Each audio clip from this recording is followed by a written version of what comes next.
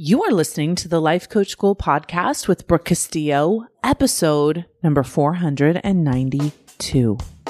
Welcome to the Life Coach School podcast, where it's all about real clients, real problems, and real coaching. And now, your host, Master Coach Instructor, Brooke Castillo.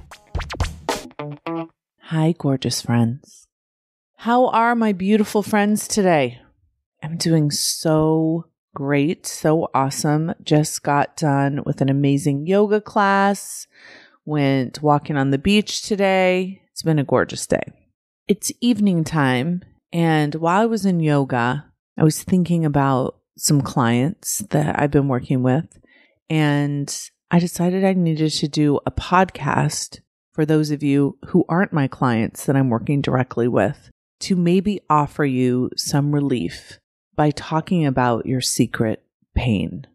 One of the things that's true is that in my business, in the work that I do, in running my company, I have to deal with a lot of things I don't want to deal with. A lot of nonsense, a lot of work that isn't in my zone of genius, a lot of paperwork, a lot of decisions that I have to make.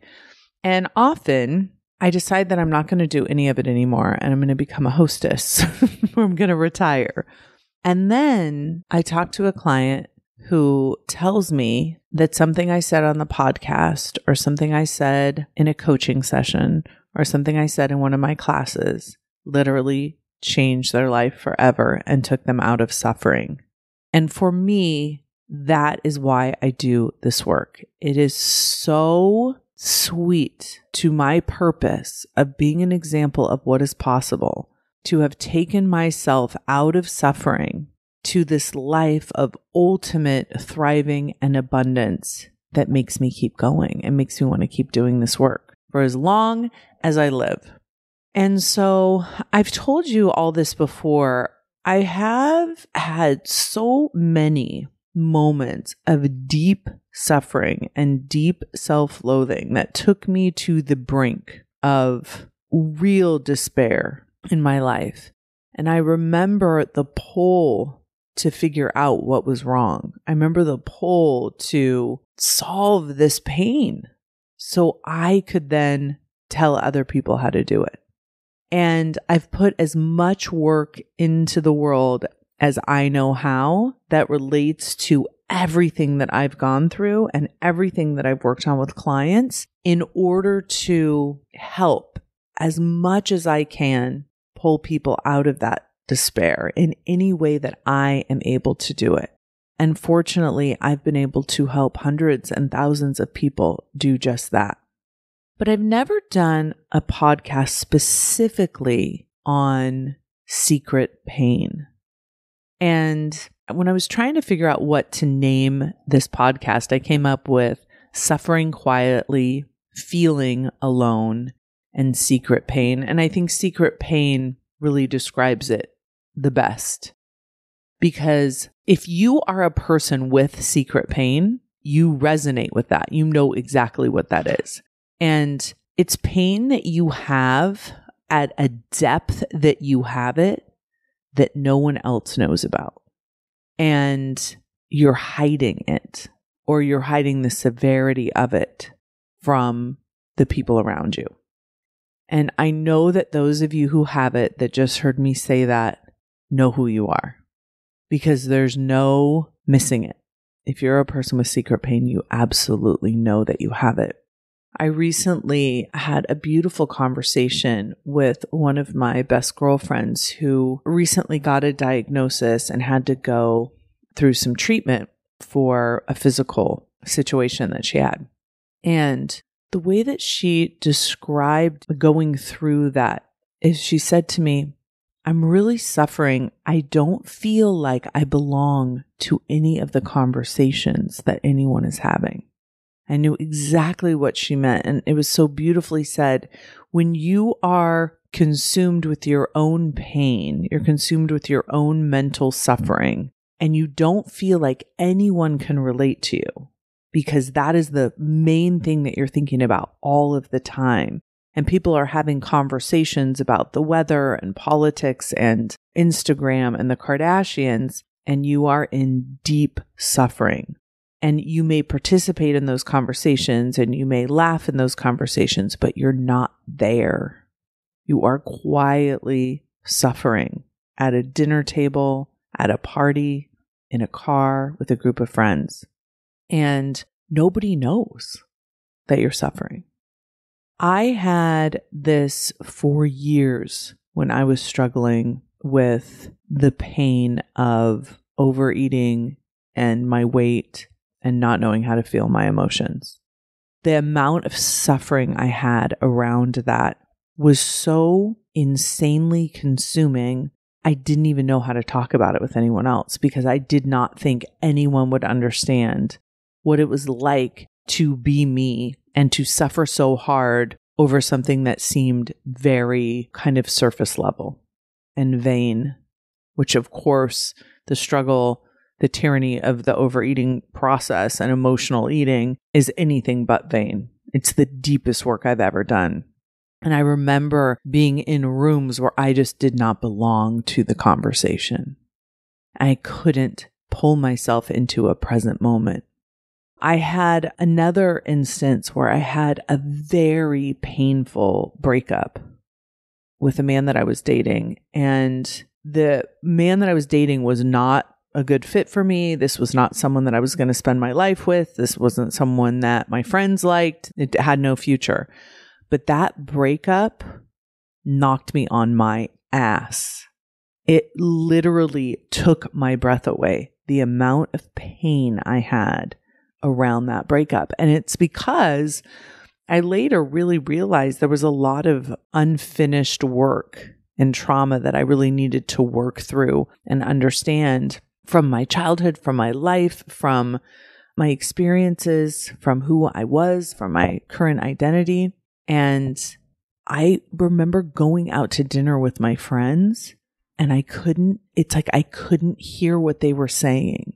Their mouths were moving, but I wasn't there. And I would hear myself having conversations with them, but I was in so much pain. I wasn't even there. And I didn't feel like I could talk to them about it. I didn't feel like they could understand what I was going through. My pain didn't seem to make sense. I've talked to many clients who have had very similar situations. I've had clients who are being unfaithful to their spouses and they're in love with someone else and they don't want to leave their spouse and they're in incredible pain over that. I've had clients who've come to me who have been unfaithful to their spouse and have been lying to their spouse and then had a breakup from the person they were having the affair with. And they're going through the grief and pain of this terrible breakup with this person that they were in love with while they're still married. That's one of those very deep secret pains that you can't talk about. Many of my clients, I am the only person that they have ever talked to about their secret pain. And the amount of despair that goes along with it because it is secret and because you can't talk about it is tremendous. It's like you're going through the motions of your life like you're normal. You're getting up, you're going to work, you're taking care of your kids, you're talking to your spouse, you're talking to your friends, but you're not there. You're just in a place of tremendous pain. And I will say this emotional pain can be chronic and underlying, or it can be acute and it can come and go.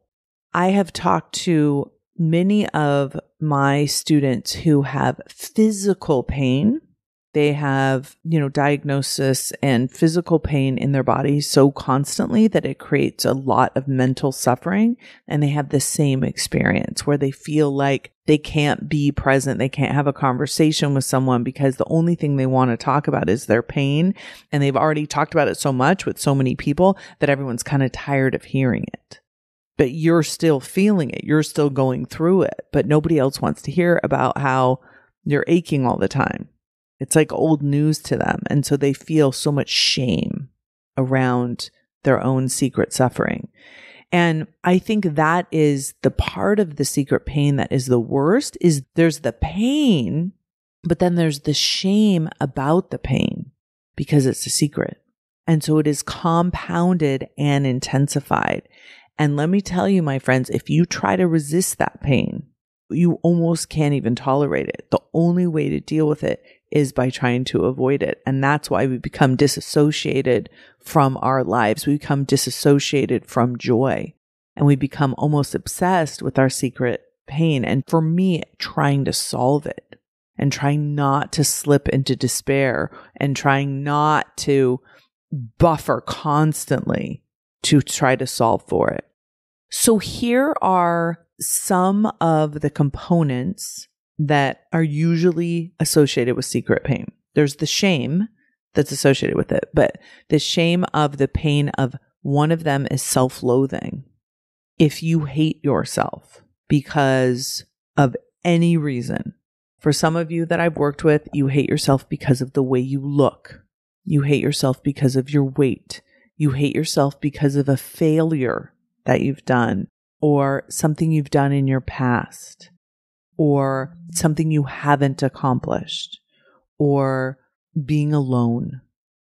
The self-loathing is intense, and there's so much shame associated with it because when you try to talk to friends about it, or associates about it, or family about it, they dismiss it as if it's not real and as if you shouldn't be doing that. You shouldn't be hating yourself. And that is one of the things I want to tell you that is very important when you are someone who is in secret pain and you want to heal yourself and you want to get out of it and you want to try and solve for it. One of the most important things to remember is this is not something that can be dealt with in a casual way with a friend in kind of passing. Okay? When you are in this kind of pain and you're reaching out for help, it needs to be very deliberate. And I'm going to give you 2 really good ways to do that. But be careful, especially when it's self-loathing. If I go to a friend and I'm like, I just hate myself, they're going to be, stop doing that. Why would you hate yourself? Think positive. You're amazing. You should know that. You should embrace who you are. Girl, you're a badass. That's not going to solve this kind of secret pain. Okay? That self-loathing is coming from a deeper place that needs to be unwound within the mind. It is not something that we can just cover up with platitudes. Okay? Another emotion that people have secret pain around is feeling trapped. This one I hear a lot. They feel trapped in their life that they don't want. They feel trapped in relationships that they don't want. They feel trapped in decisions that they've made in the past. Feel trapped in their lifestyle. They feel trapped in their jobs. They feel trapped by the people that they've chosen to spend their life with. And that feeling trapped can create a lot of shame around it when you're not able to express it. And feeling guilty for feeling trapped, feeling shame for feeling trapped because you have such a great life and you should be thankful for your great job and you should be thankful for all the friends you have. But you may be hating yourself or you may be hating your life, but you don't want to admit it. So you just suffer silently. And then the shame on top of that compounds it. The other emotion that I see a lot of you experiencing secretly is sadness. Feeling sad about what maybe somebody said to you, about maybe losing a loved one, about a missed opportunity, about something that you want that you don't have. And that sadness is under the layer of shame because you don't want to feel sad. You're pretending not to feel sad, but you genuinely are. And that sadness is not processed. Another emotion that I see people suffering with secretly is humiliation and feeling humiliated. Something happened that they associate something with that they're feeling humiliated about. And it could be from their childhood. It could be from something that happened at work. It could be something that they've experienced with a friend. And remember, it's very important to remember that we are creating these emotions with our mind. So a lot of times when we explain a circumstance to a friend and we say, this circumstance makes me feel humiliated, a lot of times they're trying to solve for that circumstance. They're trying to explain away the circumstance, but that's never going to work because it's always the way we think about it and the way that we're making it mean something about us in our own lives that's making us feel humiliated. And the last one that I see most common with secret pain is people feeling bad, like they are bad people. And this one is, I think, the scariest one for people who have secret pain. Because if you think you are a bad person, the amount of shame is excruciating. And especially if you think you're a bad person and nobody knows it but you. It's like your own secret that you're bad. And again, I have clients who think they're bad because of things that they do. They're having affairs, they're stealing things, they're gossiping about other people, they're trying to hurt other people in a way, talking behind their back, saying things to them, doing things to jeopardize other people's relationships, whatever it is they're doing. In no way do any of those things make them a bad person, and nor could they ever. But in their mind, they feel bad, like they are not good. They are only bad. And if you've listened to this podcast for a long time, I like the thought that we're both good and bad, all of us. And we can embrace the things that we do negatively and embrace that part of our humanness and love ourselves anyway. But a lot of times we get caught in a spiral of thinking we are all bad and terrible. And the despair and shame around that is intense. So if you can relate to any of these, or you're feeling like you may be having secret pain, I'm going to give you 2 ways to start to deal with it, to start to heal it. And the first way I want to offer is with a friend who you know loves you unconditionally. And there's something powerful about talking about secret pain out loud, not casually and not unplanned and not when someone hasn't been prepared, but in a serious conversation. So it is very important that you talk to another human being who loves you about your secret pain. And I suggest that if you have a friend, if you have someone that you think would be good for this, you call them up or you send them a text or something and you say, listen, I need to talk to you about something that's going on with me. I need your support and I need you as a witness to something I want to say out loud. Would you be willing to do this? Yes or no? And then if they say yes, say, can we schedule a time? And I would give yourself at least an hour. You may not use the hour, but give yourself, and can we talk from 2 to 3 on Sunday? And I'd love it if it could be in person or on Zoom. And I want to make sure that we're not going to be disturbed and there's going to be time for me to process what I'm going to tell you. And then you get on the phone and you explain to them very clearly, I do not want you to try and fix what I'm going through. I do not want you to try and solve it. I do not want you to offer me any advice.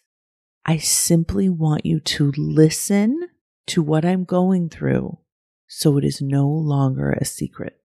At least with you, it is no longer a secret. There is another person who understands the depth of this. Now, you may still feel as you're going out into the world that it's a secret from everybody else, but there will be at least one person that it isn't a secret with.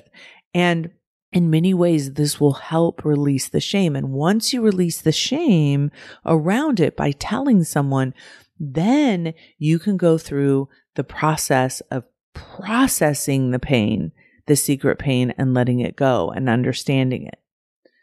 Now, you have to make sure that this person that you're asking to do this will not judge you, will not cause you to make this worse by hiding more.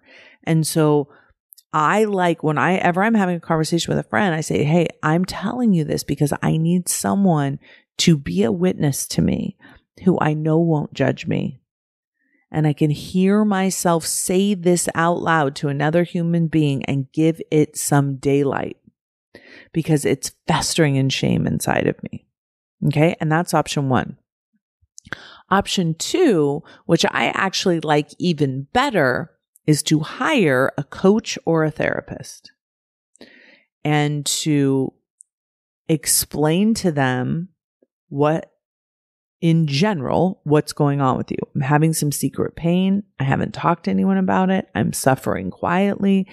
I need to have a witness. I need to have someone hear me talk about it out loud. And I need someone to help me understand my mind around it.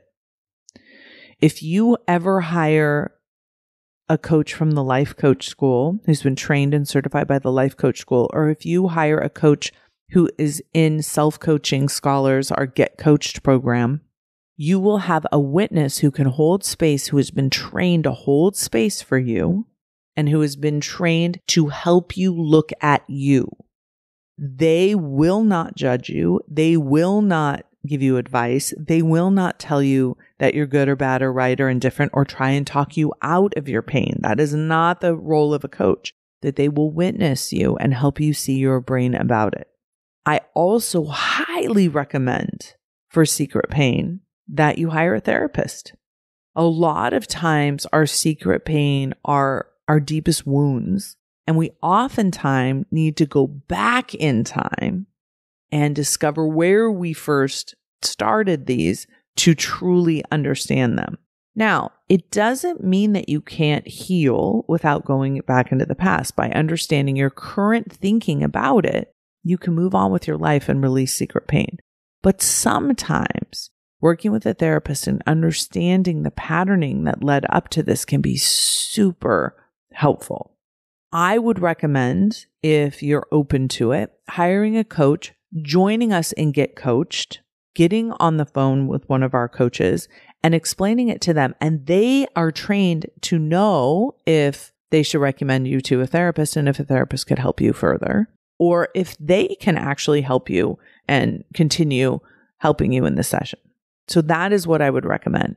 And when you're in that coaching session, creating an opportunity to say your pain, to speak your pain out loud, to not have it be a secret. One of the worst parts of suffering quietly is always having to keep your mouth shut about it and pretending. And what you get to do in a coaching session is open up about it and talk about it and be in pain in front of another human being and have them acknowledge it. That is a very powerful experience. It is what helped get me out of and understand all my self-loathing. Being able to look at my mind and see the thoughts that I had about myself never would have been possible if I didn't start talking about it out loud, if I didn't start acknowledging it, if I didn't give it air because it was constantly festering inside of me and I was pretending that everything was great and isn't everything wonderful. And, that was a lot of my past, but I will tell you, secret pain can happen to anyone at any time. Any humiliating or sad or trapped or bad or self-loathing or shame that comes your way that you don't want to acknowledge and you certainly don't want anyone else to know about will be secret pain. And let me tell you, my friends, that secret pain will fester. It will not go away. It will chip away at your self-worth and your self-esteem completely unnecessarily. Give yourself the gift of having a witness to your pain, of releasing it out of your mouth and giving yourself some space for it. You can heal it, but first you have to acknowledge it. You have to open up to it.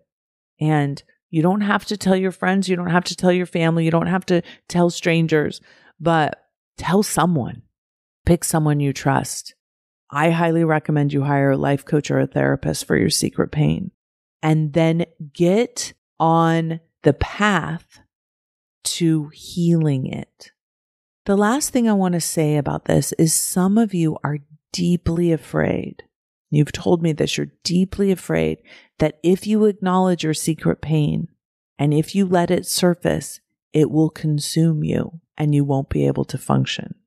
So many of you have been functioning with this secret pain for so long that you think that avoidance is the answer to it. And that's just something you have to deal with. I promise you it's not. Secret pain can be healed. Okay? It doesn't mean you have to change your behavior. It doesn't mean you have to change anything you're doing. We're not trying to fix a circumstance. We're not trying to stop you from doing something or start you doing something. The only thing we're doing is helping you release the pain so you can make decisions from a clear mind and a clear heart that is full of worthiness, that acknowledges your self-worth and acknowledge that you do not deserve to be in secret pain ever. You do not deserve any kind of suffering punishment. I promise you that. So tell someone. If you are resonating with this, if this is something you know you need to do, I highly recommend you go to thelifecoachschool.com/join, get into our Get Coached program, and talk with one of our coaches who is trained to hold space for you. And you don't have to come through my program. It's just one of the ways that you can. Hire one of the coaches that has their own business that's been trained by us, or go to an excellent therapist, or talk to a very dear friend who's been prepared by you for the conversation. You deserve to be free from your secret suffering. Have a beautiful week, everyone. I'll talk to you soon. Hey, wait, don't go. I have another example of awesome starting right now. Enjoy. Hello, Judith Gaton here, and I'm bringing you another special interview with a dear friend of mine, Sara Fisk. I'm Judith Gaton. I'm a master certified coach, and I'm a style coach for high achieving women. And my dear friend, Sara, is going to introduce herself and tell you who she serves. Take it away, Sara. Hi, I'm so excited to be here. I am also a master certified coach. I teach women how to stop people pleasing and perfectionating so that they can just get on with their lives. I love it. And we are CCP sisters, which means we certified at the same time as life coaches way back in the day. We did. And then we did master coach training together as well. Yeah. Yeah, we lucked out. We were both CCP sisters and MCT sisters, meaning we were in CCP and master coach training together. So good. We lucked out, my friend. I really feel like we lucked out. Totally. I love you so much. But before you became a coach, you were actually a teacher, and you also run this really amazing charity, which you don't always lead with. So I'm just going to plug it for you because that's kind of central to a big part of the work that you do. So tell us about that. It is. I was a teacher. I taught elementary school and loved it, then stayed home with my own kids. And then I served a mission for the church that I used to attend, the LDS Mormon Church, in the country of Bolivia. This is back in 1995 to 1997. I am Latina, but I was really disconnected kind of from the Spanish language, and living in Bolivia for a year and a half really solidified Spanish for me. And it was just a tremendous connection, not only to my own language heritage, but then to just a country in South America that is very different from Mexico. I'm Mexican, but this love and this connection for the people there and for what their culture and their life just really formed during that time. And so now I work in Bolivia along with some of the other people who were missionaries at the same time, and we formed a charitable organization that serves primarily women and children who are extremely poor. And we work with orphanages, hospitals, and schools to really just do a little bit to make their lives better. And it is one of the joys of my life. I get to go back. We haven't been back lately because of the pandemic, but we travel every year. We find projects. We work with people in the country who really know what they are doing, and we get them the resources that they need to be able to implement what they know they need to help their fellow Bolivians.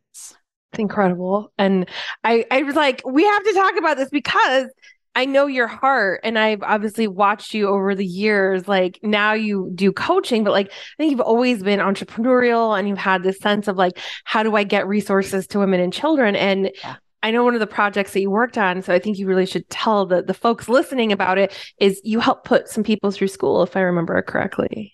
Oh my gosh. We've worked with an orphanage for quite a while now, and the orphanage system in Bolivia is different in that there are no resources for children who age out. So once they're 18, they're kind of on their own. And so we have been working with an amazing woman. Her name is Mercedes Cortez, and she is on the board of this orphanage, but she also works relentlessly to inform the public and to deal with the problem of feminicide, which is the killing of women. And Bolivia has the highest rate of feminicide in all of North, Central, and South America. And she decided after years and years of advocacy from outside of the system to take her advocacy really inside. And what she means by that is to have lawyers and social workers and police officers and those first responders to cases of violence in the home to be people that she has trained. And so to do that, all of these young girls who are aging out of the orphanage system, they want to become those social workers, police officers, lawyers, judges. And so we agreed to fund 5 years of education for each of them. That's about how long each of those careers takes in Bolivia. And we have had amazing donations actually from LCS coaches who have donated toward that project. And we have the first class, I guess, or the first group of 40 of these young women who are all aging out of this orphanage system. And they're all in school now to become those people on the inside of the system who can actually help turn this problem around from the inside. And they're called, I have chills. I have chills. It's so amazing. It's so amazing. They're called justicieras. That's the name they've given themselves. And you can hear like justice in there, but the literal translation is vigilantes. Isn't that amazing? I love that. And they're so committed. They're so grateful. It's given their life a purpose and a meaning and a means to accomplish it because now they can actually get educated and achieve these degrees and careers. And so it's just been amazing. Yeah, and it's so cool. And just to be like your friend witnessing like all of the ripple effect of the change that you make in the world is kind of crazy pants. And I'm obsessed with you. So I had to make sure we talked about that. Thank you. But I think like what I see is sort of central to your heart is like helping women, empowering women. Yes. And I think that's like what I see with your Stop People Pleasing too. Like, tell me a little bit about the population you serve in terms of your coaching and how you help them. So I grew up in a very conservative religion, and I can both acknowledge that there were lots of gifts that came out of that, and there were some limitations. And one of the biggest limitations was just not understanding my sovereign humanness. And I was always taught to look outside of me for, are you doing it right? Are you doing enough? Are you doing the right things? Are you doing them the right way? And so my, young adulthood and into adulthood was really characterized by someone else telling me if I was doing it right in this kind of religious context. And so the women that I help, they don't necessarily have to come from a conservative religious background. Sometimes they do, sometimes they don't. But it was interesting for me to really understand that what I had experienced in my religious culture was actually part of the broader culture. It's part of patriarchy. And another thing you and I did together was Cara Lowentheil's feminist coaching certification. And that was the hugest eye opener in terms of, what I thought was just like my little niche conservative religious corner is actually everywhere. Because conservative religions, they just take patriarchy and they put it in God's mouth. And now God wants you to do all of these things like have a very traditional role for women that is in the home with children, raising them, where you don't work, where you're dependent on your husband and kind of defer to him in terms of decisions and, and big life things. And so it was simultaneously very eye-opening for me, but also it just infused me with this fire of like, this is every woman's experience who has been raised in a Western capitalistic patriarchal society where we are all taught to look outside of ourselves for value, for worth, for the feeling or the confirmation that we're doing it right, or that it's good enough, or that people are happy with us. And so what that leads to is so much time worrying about what other people think, worrying if you've done enough, trying to make up for the times when you think you didn't do enough, trying to forecast future conversations where you don't think you're going to be able to say no to some kind of request that people make, feeling like you're selfish, feeling like you're not doing enough, feeling like, there's always more you should be doing. And that is every woman. Yeah. I think I'm going to just pull out one of those like string of things that you said, because I noticed this, like, I think it's humans, particularly women, because we coach women, but I think humans do this, like the imaginary conversation in their head thing. Yes. Like, yes. The fake conversation where they rile themselves up and they're really pissed, but the conversation hasn't taken place yet. Yeah. Or the conversation is they beat themselves up for what they should have said, should have done, didn't do. And this is one of my favorite questions to ask my clients and potential clients, and everyone listening can do this. Just think about the amount of time that you spend having those conversations, beating yourself up, wishing you had said something different, going back and replaying the conversation, worrying about future conversations that you don't want to have or don't know how to have. And it is hours. I mean, the average person tells me about 3 hours a day. Oh, minimum. I woke up this morning and replayed a conversation I had in the 5th grade. I'm not even kidding you. Yeah. In the 5th grade. Yeah. Yeah. So we're worrying, we're obsessing, we're criticizing, we're judging, we're replaying, we're ruminating. And if you take 3 hours a day times 7 days a week, it's 21 hours a week, times 52 hours a year, it's 1,093 hours. On the low end, that our brain is just hemorrhaging energy because we're having conversations with ourselves, right? No one else is there. We're not actually, solving any issues. And then that just compounds year over year over year into hundreds of thousands of hours that we as women are literally just hemorrhaging the very energy that we need to be able to create the life, the legacy, the juicy existence that I know we all really want. So what's like one thing, if we could walk away with one thing after this, because I know we're all, like, everyone's thinking now all the hours they've spent and there maybe a little dismay has come in. We've got y'all. Exactly. What's like one thing we can do to maybe whittle away at that 1,039 hours? Oh my gosh. Yes. When you feel it happen, there's a couple different ways that you can experiment it, but I'm just going to give you the way that I have found most helpful. Number one, so all of that ruminating is happening up here in your brain, right? I make contact with my body. Like I put my hands on my chest and I take a big breath because I don't want to beat myself up on top of beating myself up, right? Like if I'm already having those in your brain conversations, I just want to notice, make contact with my body, take a deep breath. And then I want to tell myself something really loving and gentle, like, oh, mama, there you go. It's okay. It's all right. Yeah. Your brain has been doing that for a long time. It's okay. It's okay. But we're going to stop. And then I use the power of my brain, which, if I could just take a minute, that is something I will always be grateful to LCS for, is they taught me. That's where I learned about the power of my brain and directing my thoughts on purpose to something that I choose to think, rather than just kind of letting it be taken away by my habitual thinking, which is where this conversation in our head is coming from that we're talking about. So you focus on purpose, on something loving and kind. I know. No, it's okay. We're not going to do this anymore.